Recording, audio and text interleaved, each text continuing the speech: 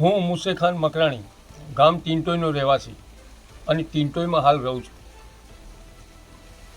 થોડા મહિના પહેલાં મારી એક દીકરી જેને મોડાસા અભ્યાસ કરતી હતી અને ટીંટોઈની શ્રી PM કોઠારી હાઈસ્કૂલની અંદર સંચાલિતમાં જે વિજ્ઞાન પ્રવાહ, ત્યાં કોઈ અછતના કારણે મારા ઘરે સાહેબ આવીને મને કન્વેન્સ કરી અને મોડાસાથી મારી દીકરીનું એડમિશન અહીંયા કરાવી અને મને ફસાવ્યો હતો. અને પછી એમને જલ્દી મને LC ન આપી હતી.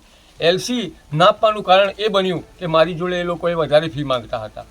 જે મેં FRC જોઈ તો FRCના મુતાબિક સરકારે FRC 27,500થી 30,000 સુધીની FRC નક્કી કરેલી હતી. તે છતાં હું 35,000 લઈને ચાલ્યો. આ લોકોએ મને ના આપી. પછી મેં DO સાહેબની મંજૂરીથી કહેવાયું કે સાહેબ મને નક્કી કરી આપો કે મને FRC કેટલી છે ને કેટલા પૈસા ભરવાના. એમના કહેવાથી મેં જે પૈસાની રકમ થતી હતી એ મેં ભરી દીધી. પણ મને શંકા એવી લાગી કે સ્કૂલની અંદર જે તે શિક્ષકો ભણાવે છે એ અમુક શિક્ષકો લાયકાત વગરના છે. અને એવું પણ લાગ્યું કે ગ્રાન્ટેબલ અને નોન ગ્રાન્ટેબલ એક શિક્ષક બંનેમાં નિમણૂક છે. જેવા પત્ર વ્યવહાર મારી જોડે કર્યો એ લોકોએ, જે મેં RTI કરી હતી 28/8ના રોજ પ્રથમ, ત્યારથી મને ખબર પડી કે ભાઈ આ સ્કૂલની અંદર ગ્રાન્ટેબલમાં પણ એક જ આચાર્ય અને નોન ગ્રાન્ટેબલમાં પણ એક જ આચાર્ય નિમણૂક કરેલો છે. એનાથી મને શંકા ઉત્પન્ન થતી જાય છે કે કંઈક ગલત થઈ રહ્યું છે.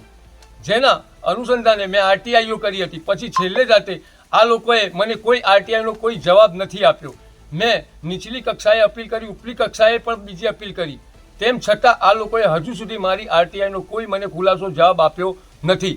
અને હું જાણવા માગતો હતો કે આ લોકો અંદર શું થાય છે, શું નથી થાય છે. એક ટીંટોઈનો ગ્રામજન, એક ભારતના નાગરિક તરીકે મારો હક છે RTIનો, જે મેં માગેલી હતી. મને આ લોકોએ અંદર ખાનગી ઘણા બધા પ્રેશર કર્યા, કન્વિન્સ કરવાની કોશિશ કરી, બધી રીતે પ્રયત્નો કર્યા. છેવટના થોડાક દિવસ પહેલાં, 2-4 દિવસ પહેલાં મારી ઉપર ફોન કરી અને મને ખોટી ધમકીઓ આપવામાં આવી છે. જેના અનુસંધાને મેં જાણવાજોગ ફરિયાદ ટીંટોઈ સાહેબશ્રી પોલીસ સ્ટેશનની અંદર મેં મારી જાણવાજોગ ફરિયાદ આપી છે અને એની નકલ રવાના પણ સાહેબને મેં કરી છે.